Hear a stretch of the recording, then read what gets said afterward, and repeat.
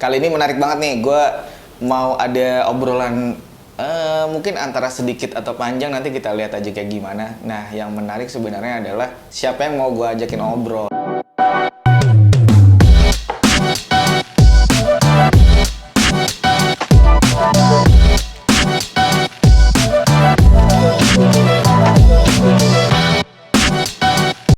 Seperti hal-halnya kayak di sinar seni sebelumnya itu kan memang ngebahas tentang standar lah ya, obrolan-obrolan kayak profil, terus bagaimana ketertarikan dia untuk ngobrolin soal projectnya, terus juga ngomongin soal what next-nya gitu. Mungkin lebih enaknya sih mendingan langsung aja kita ngobrolin, kita coba pancing-pancing dengan siapa kali ini. Nah, ini kan pengen tahu kan nih siapa nih. Nah, kita langsung aja deh.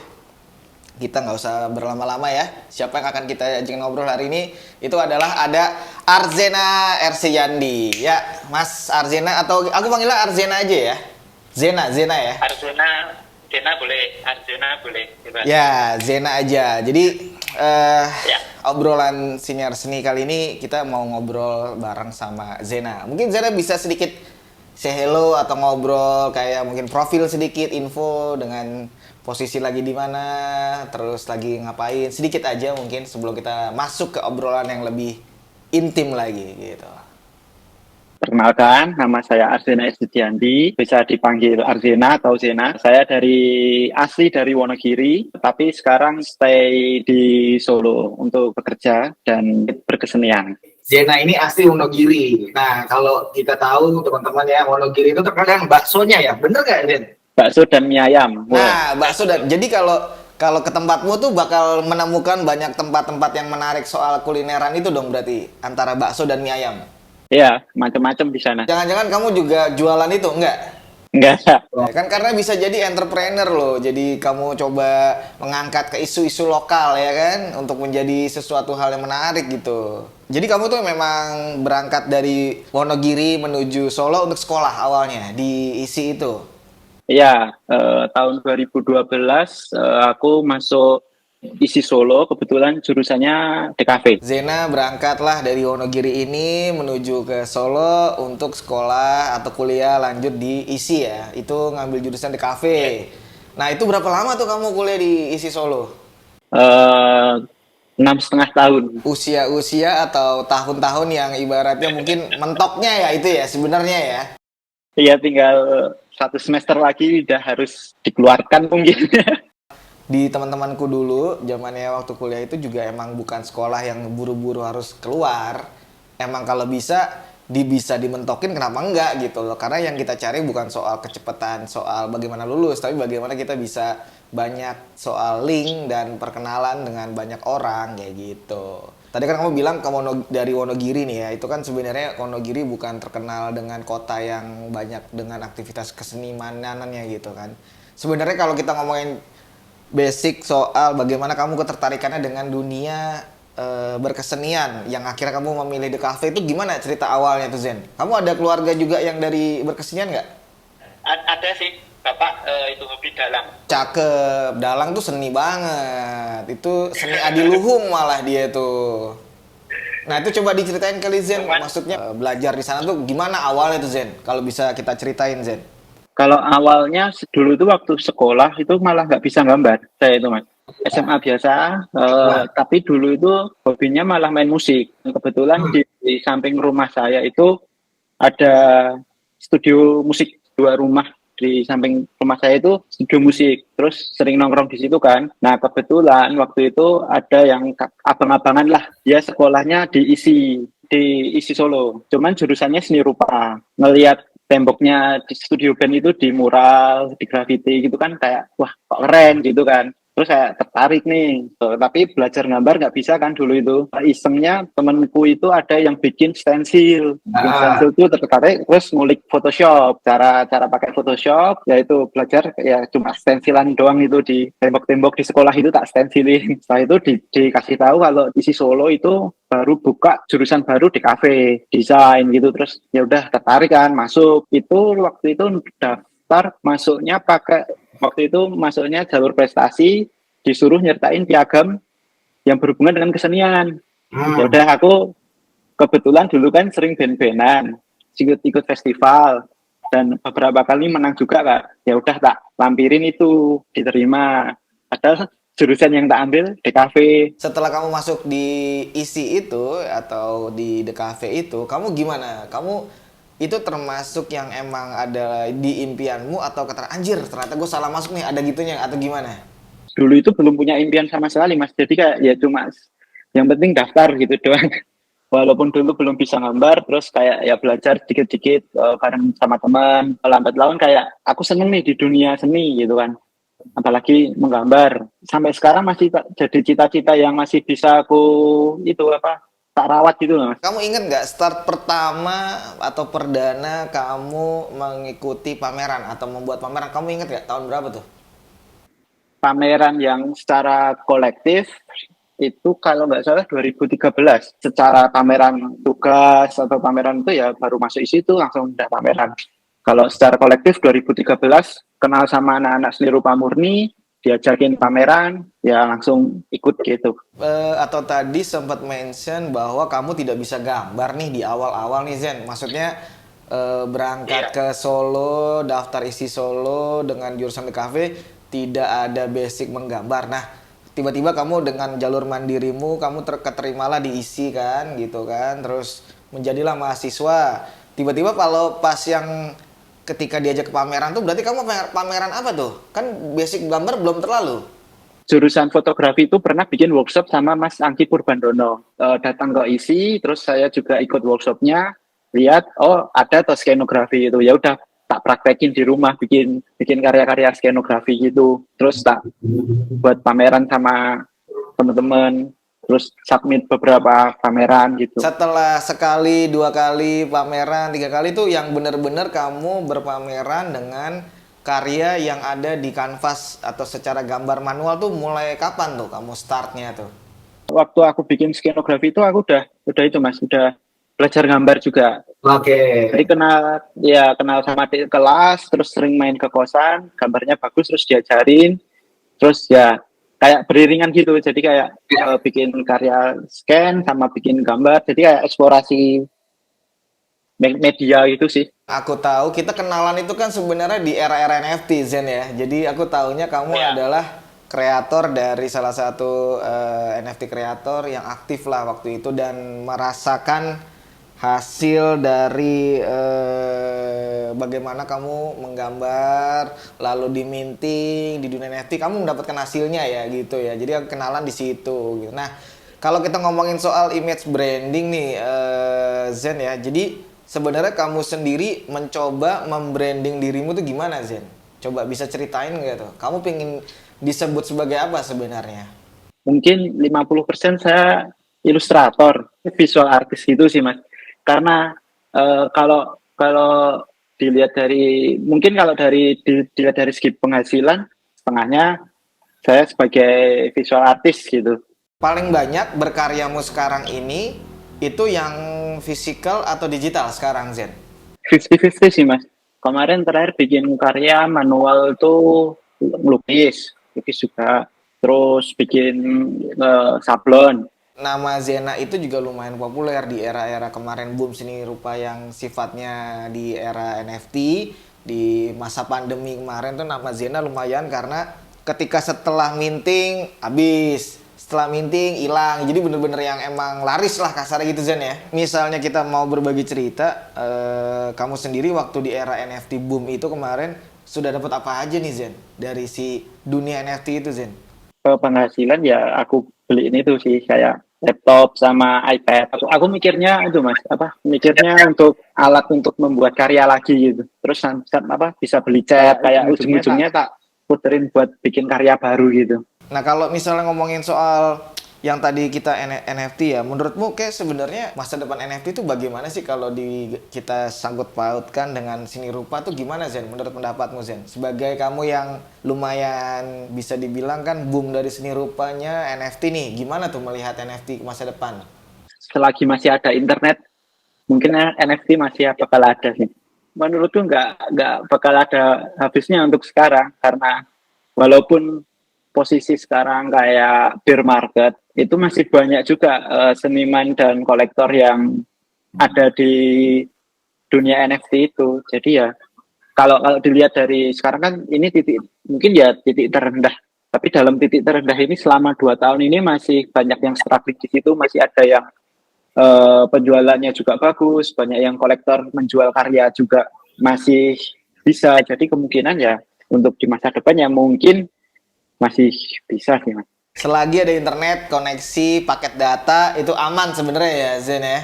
Biasanya kalau kita sedikit coba menyinggung kekaryaanmu itu, kamu mengambil cerita atau idenya dari mana Zen? Sampai akhirnya kamu kayak kita melihat kan, kalau yang sekarang ini yang jadi background kamu ini kan karyamu yang terbaru atau karyamu tahun kapan nih Zen? Yang sekarang jadi background ini? Ini karya tahun kemarin Mas. Ya, ini di digital atau kanvas? Ini digital. Kalau sedikit berbagi cerita untuk kayak contoh-contoh karya yang sekarang kita lihat yang jadi backgroundmu itu bagaimana ide atau kayak imajinasinya? Coba sedikit cerita Zen. Karya-karya aku sendiri itu biasanya dari kayak potongan-potongan memori di yang tak pakai buat background ini kan sebenarnya ceritanya bapakku itu ya bener-bener kayak menginspirasi gitulah, salah satunya tak bikinin jadi karya. Oh cakep. Boleh cerita sedikit kenapa akhirnya mengambil cerita dari bapakmu itu karena apa? Karena bapakmu sosok yang pahlawan dalam keluarga atau bagaimana tuh Zen? Sebenarnya aku tuh dulu orangnya kayak gerusa-gerusu itu, gimana ya jelasinnya ya? Oh iya, gerusa-gerusu ngerti aku. Gerusa-gerusu tuh kayak gini modelnya. Tabrak sini, tabrak sana gitu loh. Mudah marah, mudah tersinggung gitu kan dulu itu. Nah, dari situ aku ngelihat bapak itu orangnya kayak sabar. Terus di dalam rumah tangga itu sebenarnya banyak permasalahan-permasalahan, tapi kayak enjoy aja itu dihadapin, kayak nggak ada, ya walaupun mungkin ada beban, cuman yang dilihat yang dikeluarkan sama bapak itu yang nggak terlalu kayak stres atau gimana gitu, nggak, jadi kayak ngalir gitu aja menghadapi masalahnya gitu. Lebih santai, lebih legowo, lebih sabar gitu. Ya, ya makanya ini kan di gambarnya ini kan kayak dia diangkat balon gitu kan. Balonnya itu kan kayak gambarnya di balonnya itu kayak banyak objek di situ kayak berat gitu. Tapi dengan itu dia enjoy ngalir gitu aja. Jadi contoh karya yang sekarang jadi backgroundnya ini memang menceritakan banyak dari cerita-cerita bapakmu ya atau bapaknya Arzena gitu ya. Kalau karya-karya yang lain bagaimana Zen? 20 awal kan sempat pameran tunggal itu dulu itu. Bikin karya toys juga, art toys. Aku buat karya toys itu potongan-potongan masa laluku yang suka beli mainan, terus ya kayak dipajang-pajang gitu kan. Dulu aku suka bikin mainan.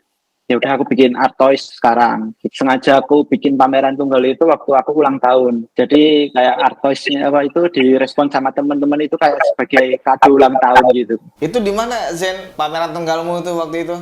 Waktu itu di House of Muara di Solo. Ibaratnya kayak syukuran gitu, syukuran ulang tahun, tapi buat pameran gitu doang.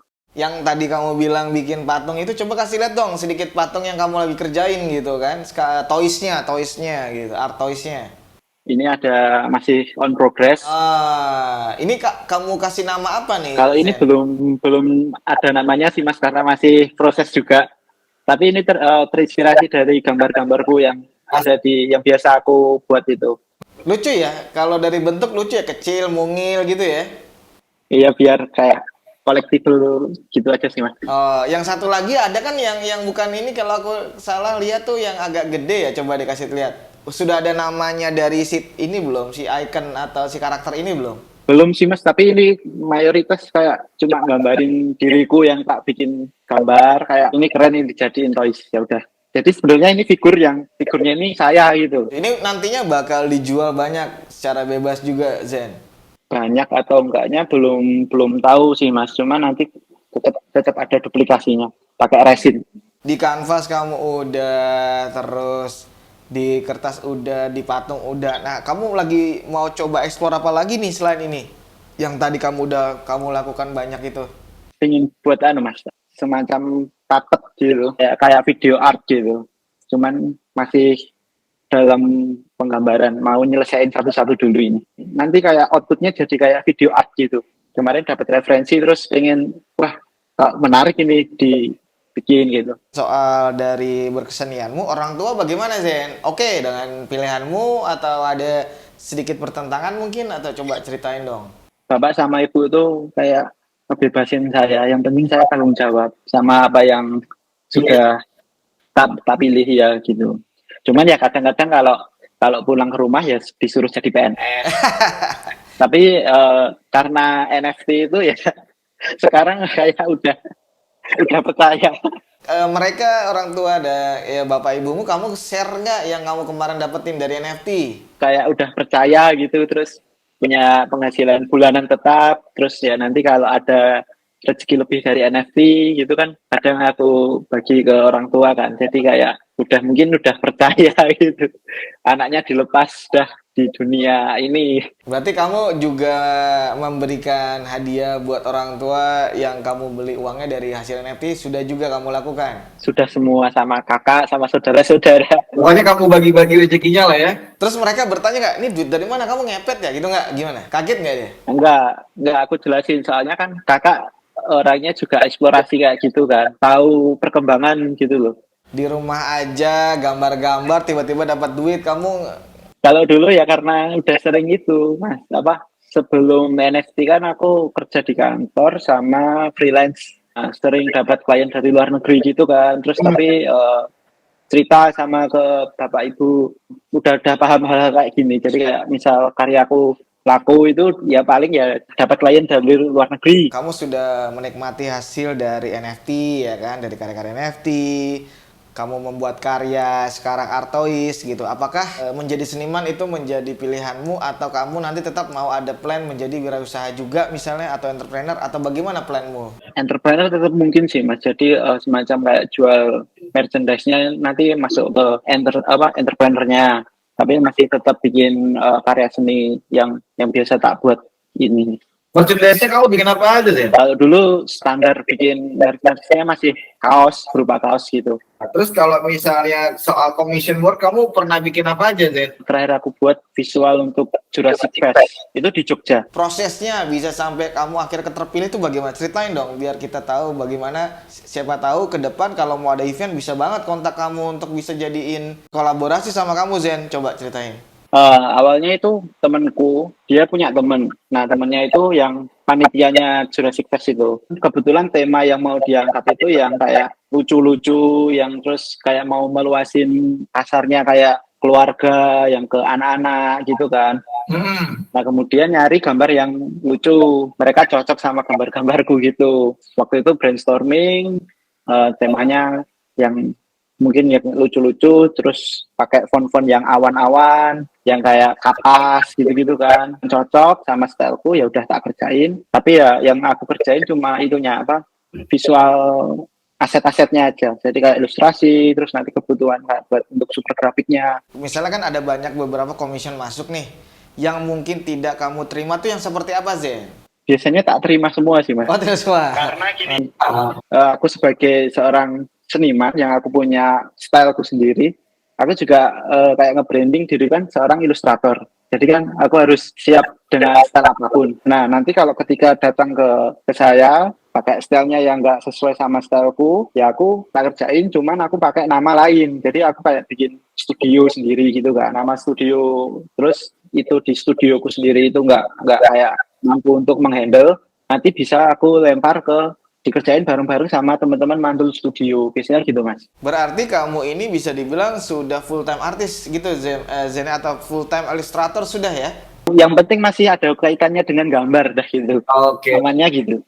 Tapi sebenarnya kalau kita ngomong kegiatanmu yang di luar dari yang menggambar tuh kamu ngapain aja aktivitasnya kalau kita boleh tahu nih? Sepedaan. Wah, sepedaan tuh lumayan jadi kategori yang proper, yang profesional gitu Zen. Enggak Mas, cuma sepedaan buat happy-happy aja gitu. Paling main game Mas, main game sama nonton anime. Oke. Beberapa juga terinspirasi sama anime gitu kan karya-karya aku. Itu kamu ngeband itu memang kamu bikin punya band? Cuma sekedar hobi gitu, cuma buat happy-happy sama anak-anak di kampus gitu. Ya enggak serius gitu. Namanya apa Zen? Namanya Elektro Gagal Disco. Wah, gitu. Keren juga. Coba ada lagi apalagi yang nextnya projectmu selain tadi Artois mungkin? Paling juga itu masih ngerjain buat NFT, buat next drop-nya, buat minting-minting gitu. Oh, NFT-nya itu masih berkelanjutan terus berarti Zen sekarang ya? Oh, walaupun masih susah untuk dari segi size-nya masih kayak nyetok karya gitu sih Mas. Jadi nanti ketika mungkin suatu saat boom lagi kayak karya udah ready gitu. Betul. Jadi ibaratnya memang udah siap-siap lah ibaratnya ya, siap-siap Iya. untuk kedepannya kalau ada next boomnya lagi udah tinggal ngeluarin aja gitu kan.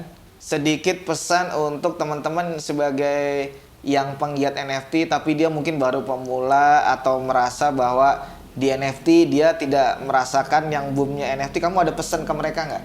Mungkin sedikit berbagi pengalamanmu selama kamu di NFT, Zen.